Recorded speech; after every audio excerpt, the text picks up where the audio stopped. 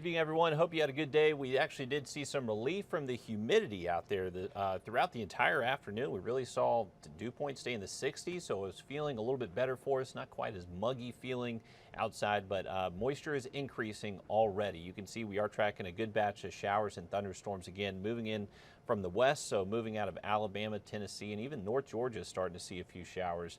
These are going to stay away from us at least through midnight, but as we head into the overnight hours, we are going to bring back a little bit better opportunity to see some showers and storms. So it's actually going to be a couple different complexes. The one we're currently looking at that's moving out of Tennessee and Alabama. So this is kind of the first wave. This is expected to show up for us most likely between 1 and 3 a.m. And then we have a new complex of storms forming over Missouri. That's going to show up most likely early tomorrow morning between 8 and 10 a.m. So here's the way it's shaping up. The severe weather threat today really was across the mid-south as these storms continue to move out of Alabama towards us.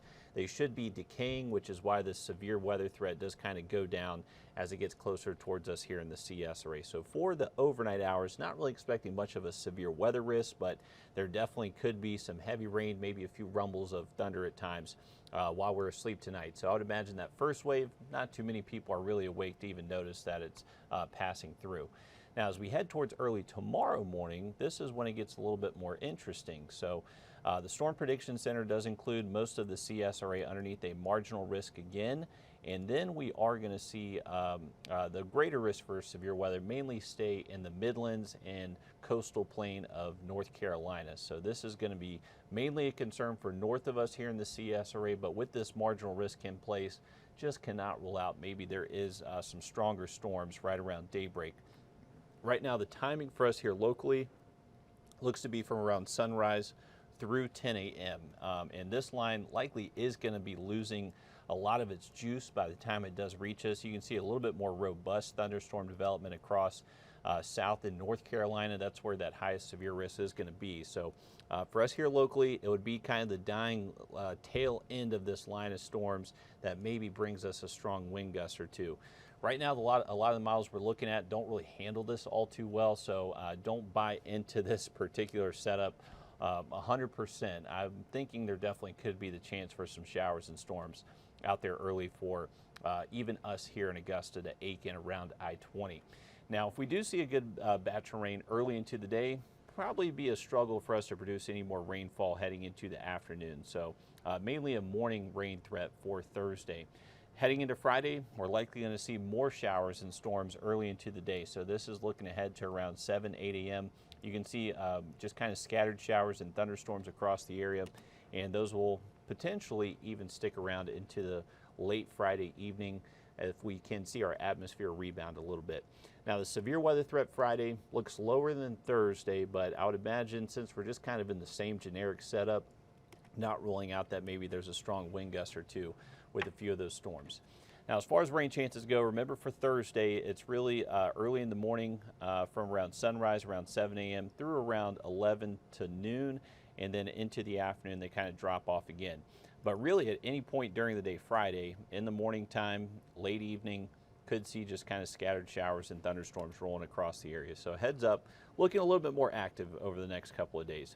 It's also going to be getting pretty breezy Thursday. We are expecting wind gusts to maybe get close to 30 miles an hour at times Thursday, and that's away from thunderstorms. So just our generic wind field is going to be pretty gusty. Gusts will be between 20, 25, maybe up to 30, and then sustained winds should be between 10 to 15 out of the west. The wind does start to calm down again by Friday, so it's really just Thursday we're kind of looking at to where it could get kind of gusty for us. I mentioned that we saw lower humidity today. Unfortunately, that's not going to be the case for the next several moving forward this week. The heat index could be as high as 105, maybe even 107 in a few spots tomorrow afternoon. So dangerous heat. Want to make sure you are staying nice and hydrated for any outdoor plans you have.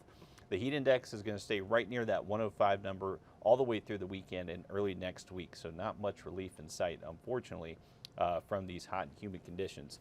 Here's a look at your 7-day forecast. So scattered showers and thunderstorms expected Thursday and Friday. Remember the time frame for the storms Thursday, mainly before lunchtime.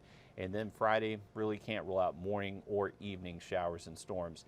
Luckily, if you have any plans for the weekend, it does look drier for us. Storm chances really drop off It's summertime, so I'd never really say the chance is 0%, but looks to be 20% or less Saturday and Sunday afternoon. So I would imagine if we do see any storms pop up this weekend, they would be fairly tiny and not really impact large amounts of the CSRA. So I'd keep your outdoor plans this weekend.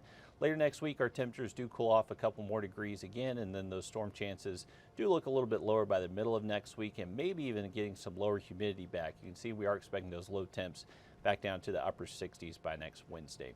But hopefully you have a great night. Be sure you are kind of just staying on track of the forecast. Make sure you're waking up with meteorologist Tim Strong in the morning. He'll have the latest radar update and kind of look ahead to what those storms are expected to do out there early tomorrow morning. I also have another update for you coming up on News 12 at 11.